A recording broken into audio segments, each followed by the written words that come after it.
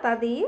स्वागत है आपका माँ ब्रह्मांडी कृपा चैनल पर। आज हम जानेंगे आत्मज्ञान क्या है और आत्मज्ञान कैसे प्राप्त होता है। अंत तक जरूर देखें क्योंकि ये ज्ञान आपके जीवन को बदल सकता है। आत्मज्ञान का अर्थ है अपने सच्चे स्वरूप को जानना। हम जो शरीर, मन, नाम या रिश्ते हैं वह केवल बाहरी पहचान है, पर असली में वह आत्मा है जो न जन्म लेती है न ही मरती है। श्रीमद् भागवत गीता में श्री कृष्ण कहते हैं, न जायते मीयते वा कदाचित। आत्मा न जन्म लेती है न ही मरती है। आत्मज्ञान कोई किताब से नहीं, अनुभव से प्राप्त होता है। इसके लिए कुछ साधन जरूरी है। जैसे कबीरदास जी कहते हैं, संतों का संग कीजिए, जीवन सुधर जाएगा। जब मन शांत होता है तब आत्मा की आवाज़ सुनाई देती है। स्वयं से हमें प्रश्न पूछना है कि मैं कौन हूँ। इस एक प्रश्न को बार बार पूछना। जो मैं शरीर नहीं है वही आत्मा है। आत्मज्ञान तब होता है जब हम संसार के बंधनों से ऊपर उठते हैं। भय खत्म हो जाता है। जब आत्मज्ञान होता है तब भय खत्म हो जाता है। क्रोध, लोभ पर नियंत्रण हो जाता है। हर जीव में आत्मा दिखाई देती है। जीवन में स्थिरता आ जाती है। आनंद और शांति बनी रहती है। शब्दों से नहीं, अनुभव में है आत्मज्ञान। जिस तरह शहद के स्वाद को कोई शब्द में नहीं बता सकता, वैसे ही आत्मज्ञान को महसूस किया जाता है। यह एक एहसास है जैसे आप स्वप्न से जाग गए हो। दोस्तों, क्या आपने कभी खुद से पूछा है कि मैं कौन हूँ? अगर नहीं तो आज से पूछिए। यही पहला कदम है आत्मज्ञान की ओर। आत्मज्ञान का अर्थ है स्वयं को ज्ञान या स्वयं को जानना। यह एक गहन समझ है जो व्यक्ति को अपने भीतर की सच्चाई, अपनी वास्तविक प्रकृति और अपने अस्तित्व के उद्देश्य को समझने में मदद करती है। आत्मज्ञान केवल भौतिक ज्ञान नहीं बल्कि एक भावनात्मक और आध्यात्मिक जागृति भी है जो व्यक्ति को अपने भीतर की शांति और खुशी प्राप्त करने में सक्षम बनाती है। आत्मज्ञान की कुछ प्रमुख विशेषताएं इस प्रकार है। आत्मज्ञान का अर्थ है अहंकार से परे जाना और अपनी वास्तविक पहचान को समझना। आत्मज्ञान एक निरंतर चलने वाली प्रक्रिया है जिसमें व्यक्ति सत्य की खोज में लगा रहता है। आत्मज्ञान व्यक्ति को दुख और पीड़ा से मुक्ति पाने में मदद करता है। आत्मज्ञानी व्यक्ति सकारात्मक और प्रेममय दृष्टिकोण रखता है। आत्मज्ञान व्यक्ति को आंतरिक संतुष्टि और शांति प्रदान करता है। संक्षेप में आत्मज्ञान एक ऐसी अवस्था है जहां व्यक्ति अपने भीतर की शक्ति और ज्ञान को पहचानता है और इस ज्ञान का उपयोग अपने जीवन को बेहतर बनाने और दूसरों की मदद करने के लिए करता है। आत्मज्ञान का अर्थ है जीवन को गहराई से जीना। किसी भी परिस्थिति में तनाव में न आना, परिस्थितियों और स्थितियों से प्रभावित होने की बजाय उन्हें प्रभावित करने में सक्षम होना। आत्मज्ञान कोई उपलब्धि नहीं है। अज्ञानता से छुटकारा पाना एक उपलब्धि है, लेकिन आत्मज्ञान हमारा स्वभाव है। हमारा मन हमेशा इस बात पर केंद्रित रहता है कि हम क्या चाहते हैं।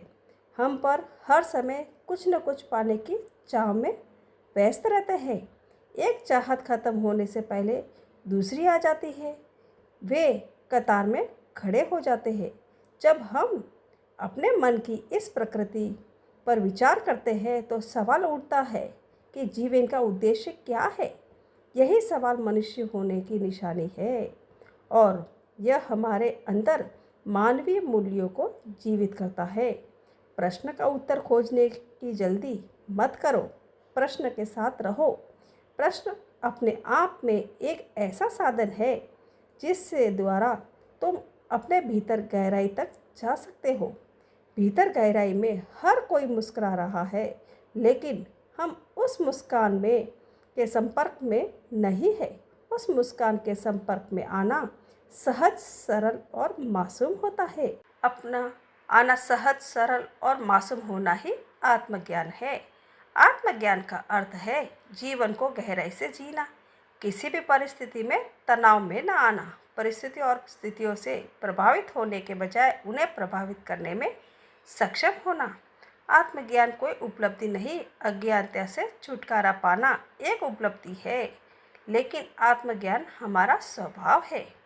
मनुष्य और ईश्वर अलग अलग नहीं है। मनुष्य बाहरी त्वचा है, ईश्वर अंदर है, और तनाव सबसे बाहरी आवरण है।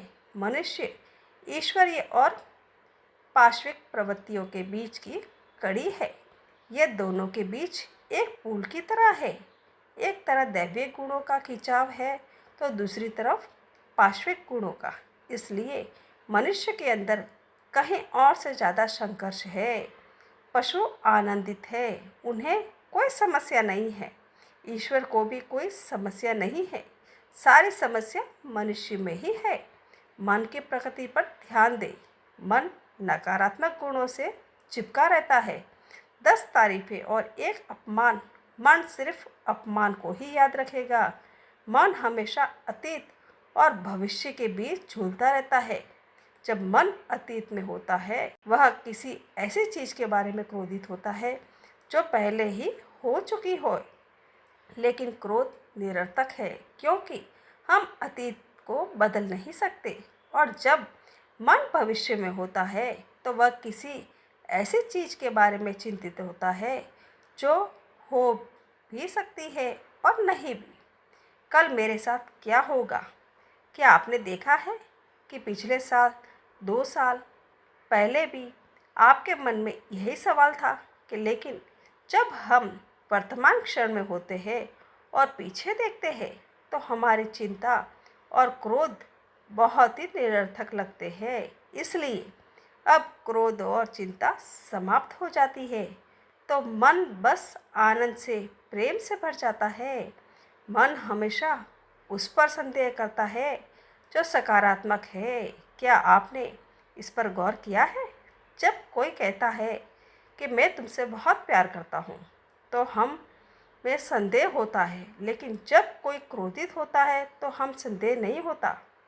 हमें अपनी खुशी, आनंद और अपने अंदर से अच्छे गुणों पर संदेश होता है।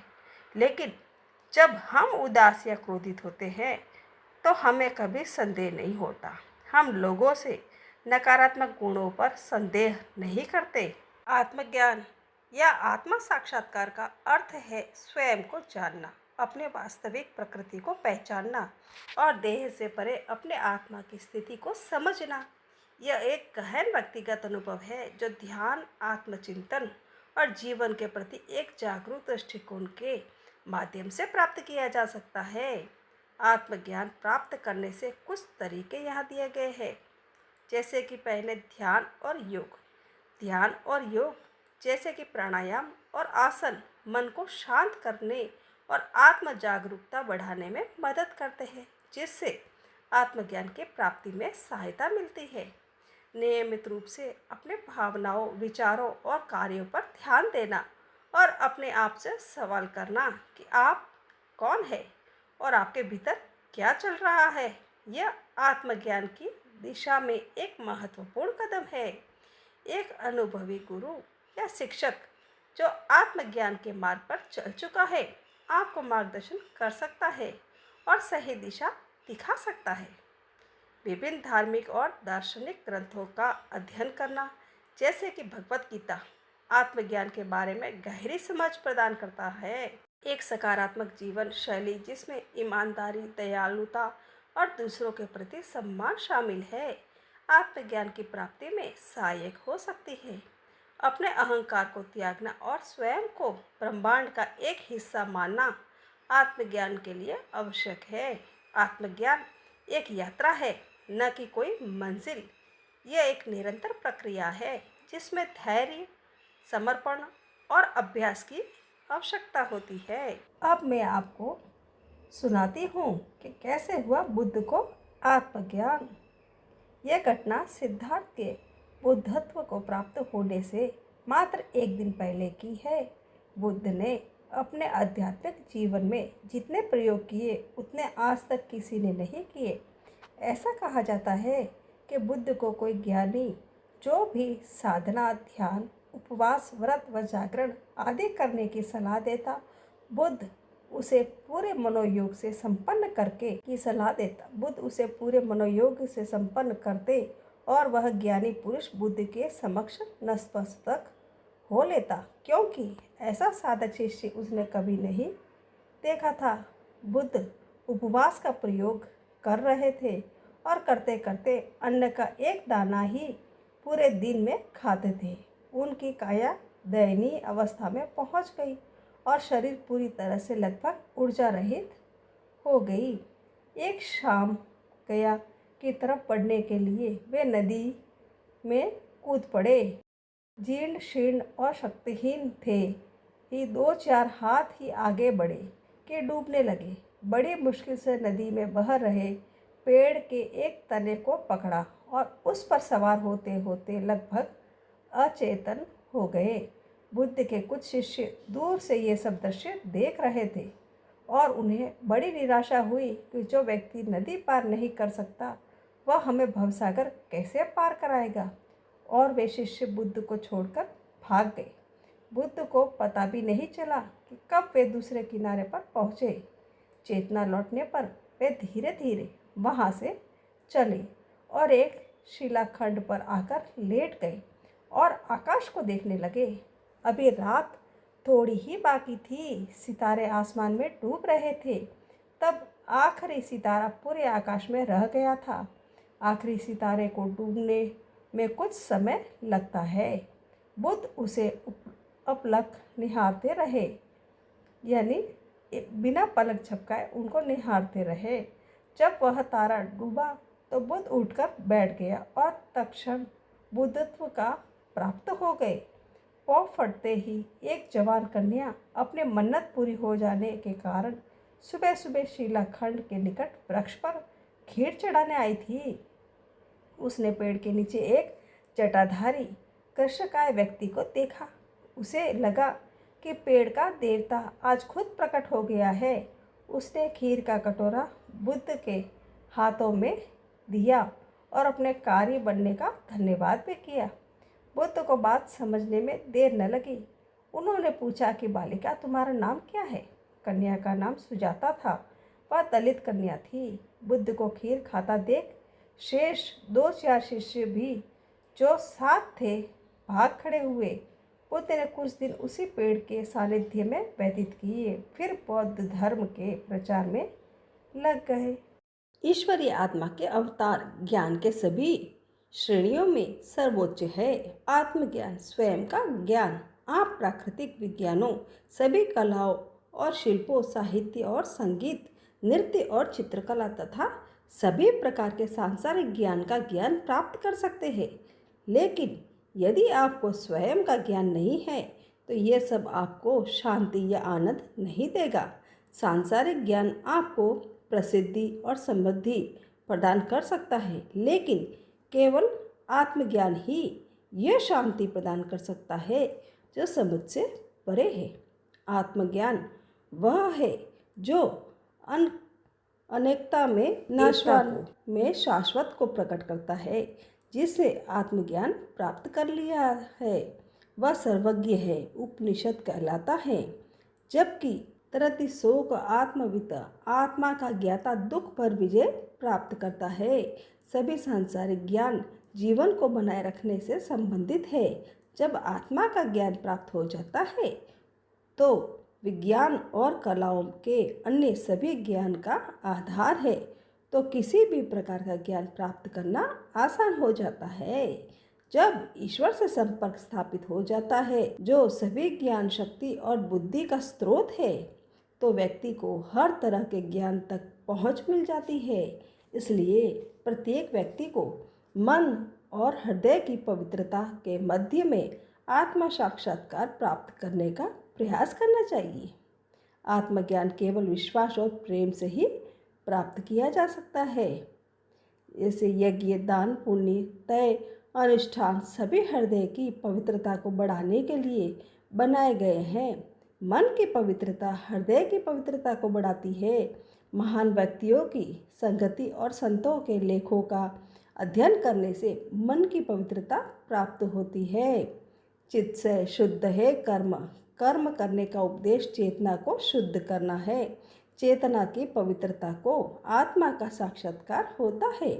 आत्मज्ञान केवल श्रद्धा से ही प्राप्त किया जा सकता है। अपने आप पर और ईश्वर पर श्रद्धा विकसित करें, यही महानता का रहस्य है। आज आत्मविश्वास केवल सांसारिक उपलब्धियों और स्वार्थी गतिविधियों से संबंधित मामलों में ही प्रकट होता है। आध्यात्मिक क्षेत्र में श्रद्धा और आत्मविश्वास का कोई प्रमाण नहीं है। अटूट श्रद्धा के बिना ईश्वर का अनुभव नहीं किया जा सकता। दृढ़ श्रद्धा के अभाव में आध्यात्मिक साधनों का औपचारिक पालन कोई परिणाम नहीं देता। प्राथमिक आवश्यकता ईश्वर पर अखंड और खंडित श्रद्धा है। अन्य भक्ति से आध्यात्मिक श्रद्धा बढ़ती है। जिज्ञासु साधक को आत्मज्ञान प्राप्त होता है और जिज्ञासु भक्त को अगाध श्रद्धा के अतिरिक्त और किसी योग्यता की आवश्यकता नहीं होती। उसे अन्य किसी ज्ञान, वंश या धन की आवश्यकता नहीं होती। वह किसी भी जाति या समुदाय का हो सकता है। वह बालक भी हो सकता है या गजेंद्र जैसा पशु भी। वाल्मीकि, नंद, कुलेचा, कुचेला, ध्रुव, गजेंद्र, शबरी, विदुर और हनुमान जैसे भक्तों के उदाहरण हैं, जिन्होंने बिना किसी विशेष योग्यता के अपनी अगाध भक्ति से भगवान की कृपा प्राप्त की है। भगवान को पाने के लिए धन, सोना या अन्य ऐश्वर्य की आवश्यकता नहीं है, न ही बहुत अधिक विद्वता की आवश्यकता है, तो सिर्फ केवल शुद्ध निस्वार्थ भक्ति की आवश्यकता है। अस्वार्थी और अशुद्ध मन वाले लोग भगवान की पूजा करने का प्रयास करते हैं। मन, वाणी और कर्म की शुद्धता के बिना ईश्वर का अनुभव करना असंभव है। आडंबर और दंभ से भगवान को नहीं पाया जा सकता। बुनियादी आवश्यकता स्वार्थ और अधिकार की भावना को त्यागता है, ताकि व्यक्ति निष्काम भाव से कर्म में संलग्न हो सके। कोई भी व्यक्ति लिंग, आयु, जाति या समुदाय की परवाह किए बिना इस खोज पर चलने का हकदार है। आध्यात्मिक कार्य क्या करे और क्या न करे। आध्यात्मिक खोज हर किसी के लिए उसकी क्षमता और आकांक्षाओं के अनुसार खुली है। हालांकि हर किसी के लिए कुछ नियम और दायित्व निर्धारित किए गए हैं। ये 4 प्रकार के हैं: नैमित्तिक कर्म, काम्य कर्म और निषिद्ध कर्म और प्रायश्चित कर्म। ये चारों कर्म सभी व्यक्तियों के लिए अनिवार्य है। कुछ खास अवधियों या विशेष अवसरों पर कुछ व्रतों या विशेष अनुष्ठानों का पालन करना है। पितरों के लिए किए जाने वाले अनुष्ठान इसी श्रेणी में आते हैं। ग्रहण के दौरान किए जाने वाले प्रार्थना अनुष्ठान भी इस श्रेणी में आते हैं। ये पारिवारिक जीवन जीने वाले के लिए अनिवार्य है। मौसमी वर्षा, फसलों की वृद्धि, अकाल से राहत, पारिवारिक सुख, समाज में शांति या स्वर्ग प्राप्ति जैसे उद्देश्य इस लोक और परलोक में सुख की प्राप्ति के लिए किए गए हैं। सभी कर्म काम्य कर्म है। अपने परिवार या संसार के कल्याण के लिए जाने वाली सभी प्रार्थना इसी श्रेणी में आती है, जब शुद्ध मन से प्रार्थना की जाती है और ईश्वरीय कृपा स्वयं प्रकट होती है। एक बाधक जो भोजन के संबंध में कुछ नियमों का पालन करना होता है, उसे शराब और मांस जैसे राजसिक भोजन से पूरी तरह दूर रहना चाहिए। भोजन की प्रकृति व्यक्ति के विचारों, भावनाओं और कार्यों के प्रकृति को उचित निर्धारित करती है। यदि किसी का आचरण सही और उचित होना है तो उसे आहार के संबंध में अनुशासन का ध्यानपूर्वक पालन करना चाहिए। शुद्ध विचार रखने के लिए व्यक्ति को संयमित और स्वस्थ होना चाहिए। अस्वस्थ अस्वस्थकर और अशुद्ध भोजन का त्याग करना खेत से खरपतवार को साफ करने जैसे है, ताकि फसल अच्छी तरह से उग सके। भोजन से संबंधित निषेधों का सख्ती से पालन किया जाना चाहिए, ताकि व्यक्ति का जीवन सभी अशुद्धियों से शुद्ध हो सके। जानबूझकर या अनजाने में किए गए पाप प्राचीन ऋषियों ने अपने अनुभवों और उन्हें प्राप्त लाभों और सांत्वना के परिणाम स्वरूप इन प्रथाओं का निर्देश दिया है। विभिन्न प्रथाओं के साथ प्रयोग करके उन्होंने उन प्रथाओं का संकेत दिया है जो सबसे अधिक प्रभावकारी और आवश्यक थी। इनमें पवित्र तीर्थों की तीर्थ यात्रा और पवित्र नदियों में स्नान शामिल है। दर्शन पाप नाशन, संभाषण संकट नाशन। पवित्र स्थानों के दर्शन से पाप नष्ट होते हैं। पवित्र लोगों के साथ बातचीत करने से चिंताएं मिट जाती है। मानसिक शांति पाने और हृदय को शुद्ध करने के लिए लोगों को समय समय पर पवित्र स्थानों में तीर्थ यात्रा करनी चाहिए। ऐसी यात्राएं शुद्ध मन और सच्ची भक्ति के साथ बिना किसी पुरस्कार की इच्छा के की जानी चाहिए। कुछ लोग भगवान के साथ अजीबोगरीब सौदे करते हैं। बड़े लाभ प्राप्त करने के लिए भगवान को कुछ भेंट चढ़ाना भक्ति का एक व्यंग है। प्रत्येक व्यक्ति के में एक बहुत ही कीमती चीज होती है, वह है उसका हृदय। इससे ही भगवान को अर्पित किया जाना चाहिए। गंगा, कृष्णा या गोदावरी के बीच में खड़े होकर लोग केशव, कृष्ण या नारायण को जल अर्पित करते हैं, जैसे भगवान को अपनी कोई वस्तु अर्पित कर रहे हो। यह विचार ही गलत है कि कुछ अर्पित कर रहे हैं, जबकि हृदय की पवित्रता विकसित करते हैं। वो भगवान सब कुछ संभाल लेंगे। जैसे एक माँ शिशु की हर जरूरत का ध्यान रखती है, वह एकता का बोध है जो विविधता के पीछे जो आत्मज्ञान का निर्माण करती है। यह प्रसिद्ध उपनिषदों की उक्तियों का अर्थ है।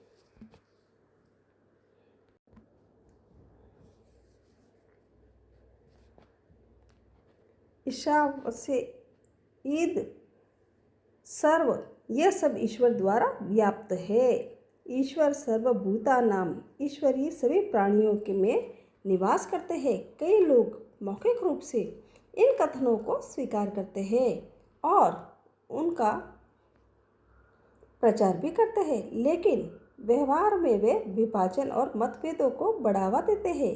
कुछ लोग ईश्वर को धोखा देने की हद तक चले जाते हैं, लेकिन वास्तव में ईश्वर को धोखा नहीं दिया जाता। वे केवल अपने आप को धोखा दे रहे हैं और अपने वास्तविक स्वरूप को झूठा साबित कर रहे हैं। यज्ञ और यज्ञाएं विश्व की शांति और कल्याण के लिए, ईश्वर की कृपा प्राप्त करने के लिए किए जाते हैं। जब ईश्वर कृपा करते हैं तो सभी का कल्याण सुनिश्चित होता है। यज्ञों का एक और महत्व है, ईश्वर ने मनुष्य को जो दिया है उसे अर्पित करना आध्यात्मिक साधन का मूल कर्तव्य है। अर्पण को किसी वस्तु का त्याग नहीं, बल्कि प्रेम और कृतज्ञता का कार्य माना जाना चाहिए, जिसमें व्यक्ति आनंदित होता है। व्यक्ति को उदार मानसिकता विकसित करनी चाहिए और समाज को ईश्वर की अभिव्यक्ति मानकर उनकी सेवा करनी चाहिए। विश्व में शांति व्यक्तियों के बीच शांति पर निर्भर करती है। व्यक्ति, समुदाय और विश्व एक दूसरे को घनिष्ठ रूप से जुड़े हुए हैं। व्यक्ति को अपने भीतर शांति और आनंद का रहस्य खोजना होगा। यह आनंद उस समुदाय तक फैलाना चाहिए जिसमें वह रहता है। समुदाय से यह विश्व में फैलाना चाहिए। गीता में कहा गया है, अद्वैत सर्वभूतानां, किसी भी जीव से प्रति दुर्भावना न रखें। यह सभी के लिए मार्गदर्शन सिद्धांत होना चाहिए। इस सार्वभौमिक भाईचारे को बढ़ाना व देने के लिए ही प्राचीन ऋषियों ने यज्ञों की रचना की थी। जो चैतन्य के कारण और आप इस दुनिया में आए हैं, वह परमात्मा है। परमात्मा हमारे भीतर और बाहर दोनों ही है, लेकिन हम उसे न देख सकते और न ही जान सकते हैं। लेकिन एक तरीका है जिससे परमात्मा की दिव्य उपस्थिति का अनुभव किया जा सकता है, और वह है आत्मज्ञान। जब कोई साधक आत्मज्ञान प्राप्त करता है तो पहले वह अपने ही अहंकार को जानता है। यह ऐसा नहीं है उस साधक ने कोई पुस्तक पढ़ ली या किसी ने सुन लिया।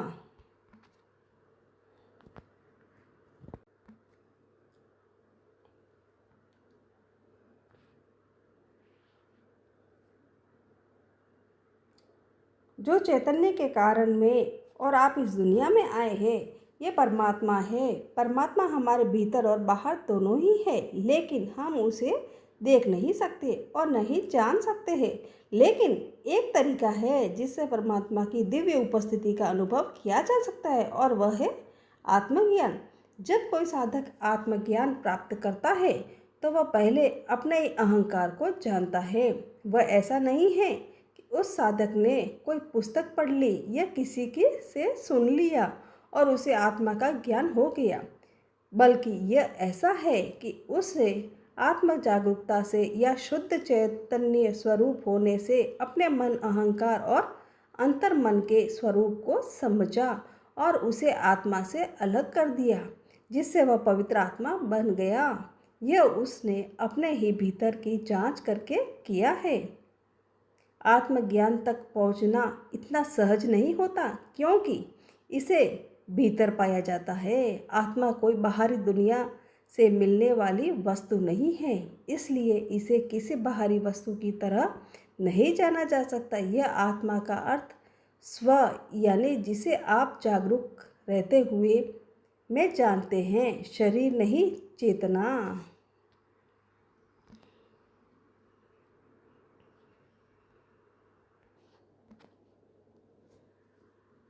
जैसे उदाहरण के लिए किसी मृत व्यक्ति के पास शरीर होता है, लेकिन उसे जागरूक या चेतना नहीं होती जिससे वह स्वयं को अनुभव कर सके।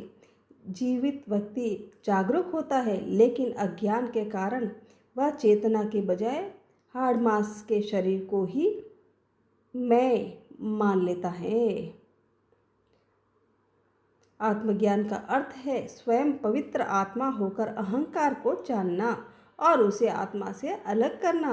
आत्मज्ञान प्राप्त करने के लिए हमें अहम को जानना होता है। इस साधन के साधक के सामने कई कठिनाइयाँ आती है, क्योंकि अहम को तो तब जाना जाता है जब जानने वाले इससे अलग हो। उदाहरण के लिए, यदि आप किसी वाहन में इंजन और उसकी गुणवत्ता को देखना चाहते हैं तो आपको वाहन से उतरकर बाहर आना होगा।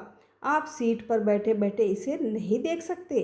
इसी तरह जब आप शुद्ध आत्मा, जागरूक और चेतन के रूप में मन और अहम भाव से मुक्त हो जाते हैं तो केवल जागरूकता से ही आत्मा के स्वरूप को जान सकते हैं।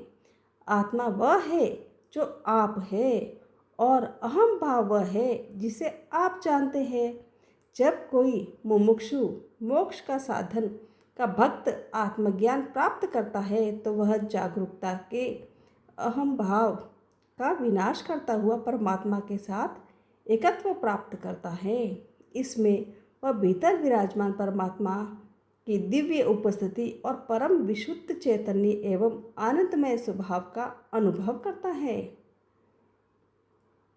परमात्मा वह तत्व है जो आप में, सभी पशु पक्षी और सभी जीवों की आत्मा में तेजस्वी रूप से विद्यमान है। यह वह आयाम है जिसकी परछाई के रूप में वह संपूर्ण अस्तित्व प्रकट हुआ और वह सर्वोपरि है। जब आत्मज्ञान प्राप्त किया जाता है और आत्मा में ही रमण किया जाता है, तब आध्यात्मिक जागरूकता से होने के बंधन से मुक्ति मिलती है। निर्वाण कुछ भी न होने की स्वतंत्रता को प्राप्त कर परम सत्य की उपलब्धि होती है, जो परमात्मा ही है।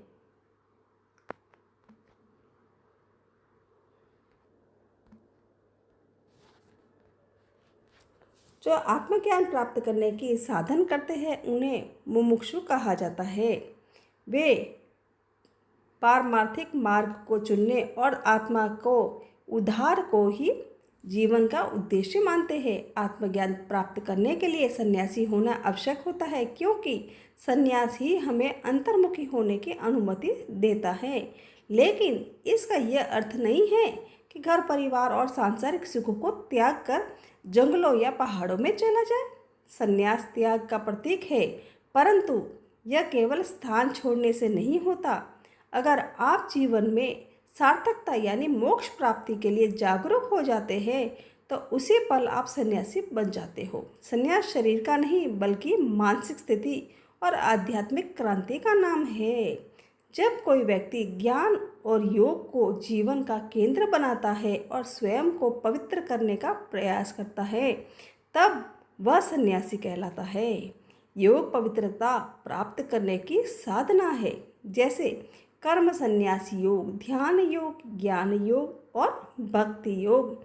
इनका प्रामाणिक अभ्यास आत्मज्ञान प्राप्ति की विधि बनाता है। इसे अपनाकर हम मन, बुद्धि, वचन और कर्म के बंधनों में मुक्त होने का प्रयास करते हैं। हम श्रद्धालु भक्त भगवान को अपने हृदय में विराजमान करते हैं, जिससे हमारी बुद्धि सन्मार्ग पर प्रेरित होती है। चेतना को सांसारिक बंधनों से मुक्त करने के लिए हमारा भक्ति समर्पण का भाव आत्मज्ञान प्राप्त होने का कारण और साधन बन जाता है। भक्ति करते हुए हम भगवान को अपनी भावना का केंद्र बनाते हैं और जाप, सुमिरन, पूजन तथा कीर्तन में लीन रहते हैं। इससे भगवान का साक्षात्कार होता है, अर्थात आत्मा परम पवित्रता में विलीन हो जाती है, जो भगवान से अभिन्न है। इसे भगवान प्राप्ति कहते हैं। जब भक्त और भगवान दो नहीं रहते, भक्त और भगवान में विलीन हो जाता है और केवल भगवान ही शेष रहते हैं, जो परम वास्तविकता है। दोस्तों, फिर से मैं आपसे पूछती हूँ, क्या आपने कभी खुद से पूछा है मैं कौन हूँ? अगर नहीं तो आज से पूछिए। यही पहला कदम है आत्मज्ञान की ओर। अगर ये वीडियो अच्छा लगा हो तो लाइक करें, कमेंट करें और चैनल माँ ब्रह्मांडी कृपा को सब्सक्राइब जरूर करें। जय माता दी।